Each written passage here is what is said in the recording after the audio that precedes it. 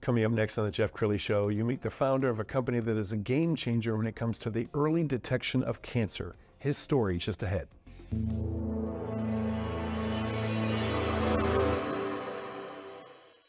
Many are predicting that the worst is yet to come, which is unfortunate, said one person here.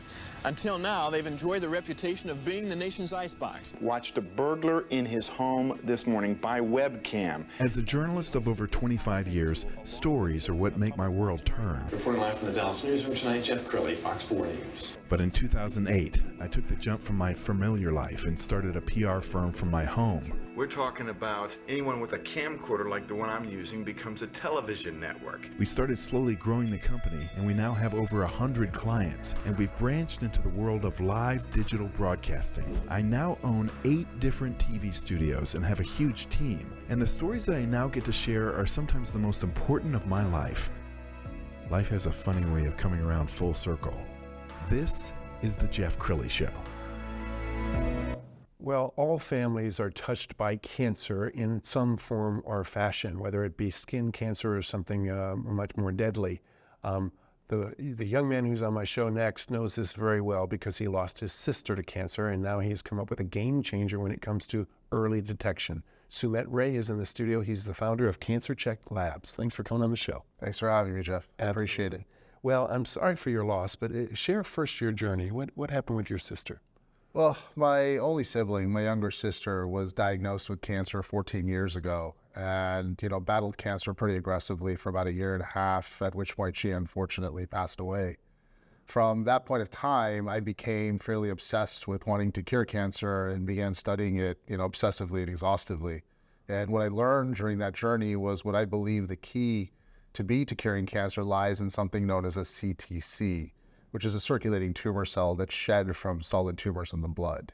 And so the first step to actually working towards a cure is early detection. And so what we've developed over the past many years is a test that can detect circulating tumor cells, whole viable cells in your blood from any solid tumor that may be shedding to hopefully detect early and screen for any cancer. Sure, you're absolutely saving lives. We're going to pull up the website. As we scroll down the website, let's talk about how your company differs from other solutions that are out there. So it's quite a bit different. So today there's kind of, 2 primary methods that people are using for screening for cancer that are coming up beyond the 5 standard ones.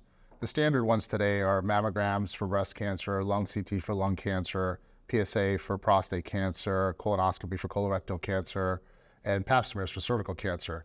The problem with that is even if you were to do all of those screens, you wouldn't even have touched half the cancers. You still have not screened for liver, pancreatic, bladder, brain, skin, etc. And so what we've developed here is a test that can screen for all solid tumors and their subtypes based on a blood draw. And the way it does it is fundamentally different than other alternative screens available today. Today, there are MRI imaging platforms that are coming about to try to screen you for cancer. The issue with those is the tumor has to grow big enough to be able to be imaged and photographed, at which point it's often at a later stage. The key to curing cancer is catching it at an earlier stage. We like to detect cancer at the cellular level when it's very, very early. And circulating tumor cells, or CTCs, have already been shown in the research to be detected as early as stage 0. Whereas when you scan a tumor, you would never be able to likely capture it at that stage. The other tests that exist for screening for cancer today use biomarkers or signals that are just, fractured data points, and they don't actually have the entire cell to look at, unlike us. So we capture the entire cell. We are able to actually stain it and put it on a slide, hand it to a pathologist to visually inspect just like they would a tissue biopsy, and then render the result. Wow.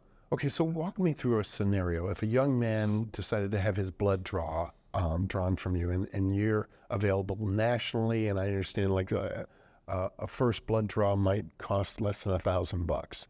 A young man gets his blood drawn, sends it in. It takes how many business days?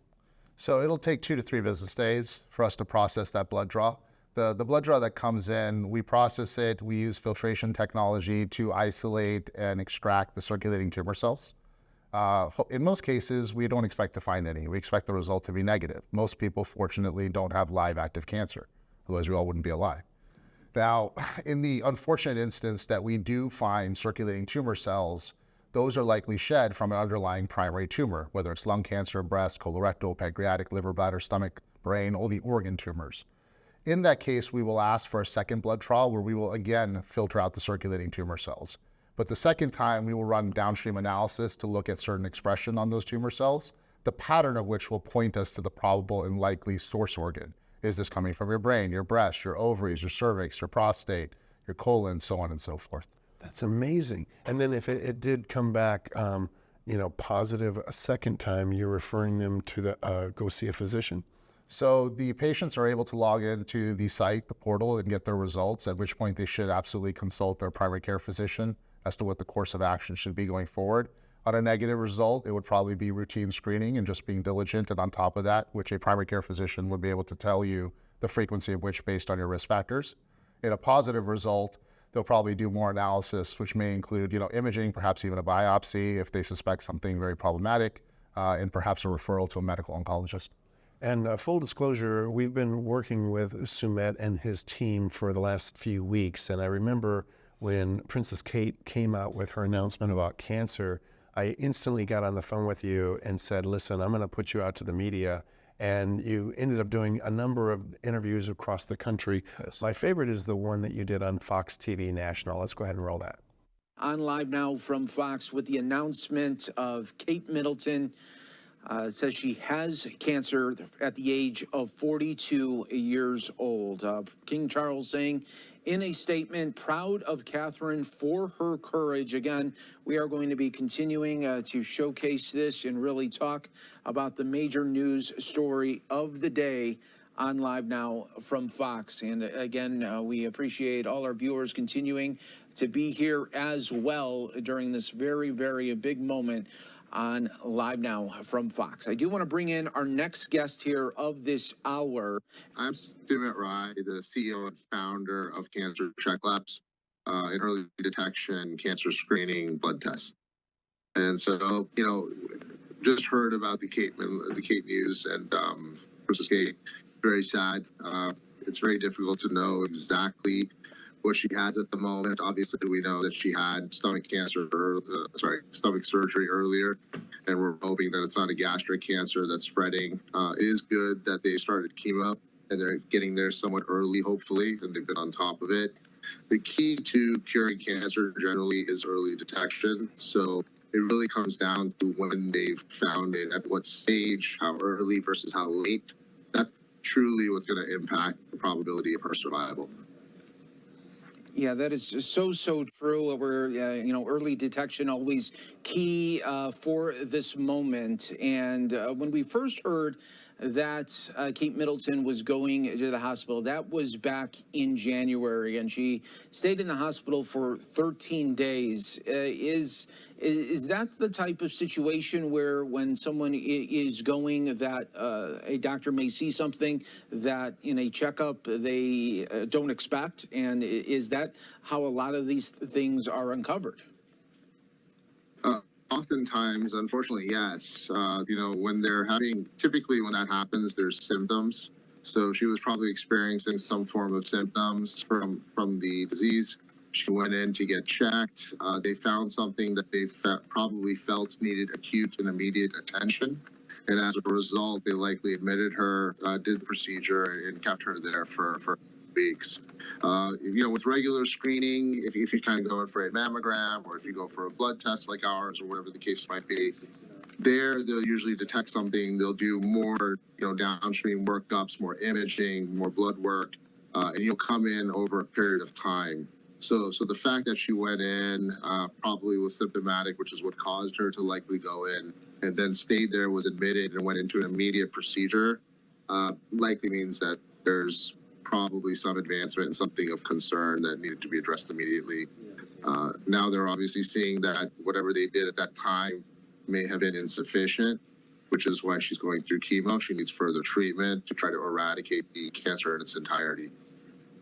And of course, this is happening to someone that is in the public eye. Millions and millions of people follow her story, and the royal family is such a big moment for so many people. Do you think with this announcement that she had the courage to put this video out, what do you think this will do for other women in hopes of trying to get preventative screenings? I think it will help them. And I think that's her goal with putting this out is so, you know, having personally lost my sister, which is what drove me to start this early screening cancer detection company, you know, you never want to see anyone that you love, friends, family, go through something like this. And I think once you've been experienced or had touched cancers in your life and you've had to deal with that with yourself personally, with someone you love, with a parent, a sibling, a child, you become very sensitive to it. And I think because she's going through it, she's also become very sensitive to other people going through a similar plight. So I think her goal in putting forth that video was to encourage people to get more early screening, detect it early, be able to address it so that they're not at a stage where, unfortunately, they walk into a hospital, they have to be admitted, go into stomach surgery, follow up with rounds of chemo. You want to try to minimize as much of that as possible with early detection. And thank you for sharing the story of your family member and giving you the inspiration and hope to try to save many other women in this battle with cancer that affects millions of people, where it's a story that has common threads, and it doesn't matter if you're poor, middle class, or a royal family member, it impacts so many people. Yes, it does. It's unfortunate that cancer is so indiscriminate. It hits all socioeconomic classes. It hits all ethnicities. It hits everyone of all ages. You know, you have pediatric cancers, then you have people that are elderly that develop tumors and leukemias and blood cancers. It is something that's truly indiscriminate. And you know, last year alone, there were over 10 million recorded deaths in cancer. And there will be more unrecorded, obviously, than what we recorded. So even at that rate, if you were to just look at the number of lives that will be lost to cancer over the next 100 years, just one short century, you know, 10 million lives per year, 100 years is 1 billion lives. That exceeds the most common estimates of total casualties of all wars in known human history. The best historians estimate that to be 350 to 400 million people. So cancer is something that is definitely attacking humanity and certainly needs to be addressed. Ideally starting with early detection. Well, Sumit Rai, thank you so much for coming on here on Live Now from Fox, giving us some great insight on this really tragic disease, and we hope for the very best, and we thank you and your team for doing all that you do. Thank you so much. I appreciate you having me very much.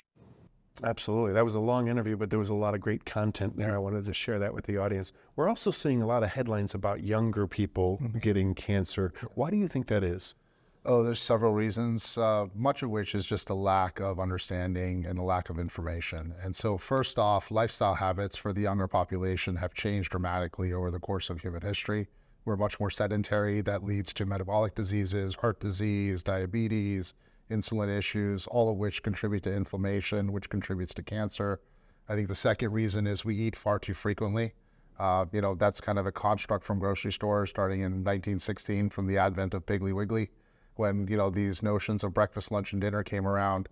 Again, for most of human history, we lived in periods of fast feasting and famine. And famine is important because it triggers biological processes in your body known as autophagy, auto-self-phagy eating, self-eating in Greek.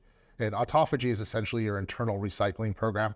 It's how your body goes in and destroys precancerous damaged cells, essentially, or cells that could turn into precancerous damaged cells.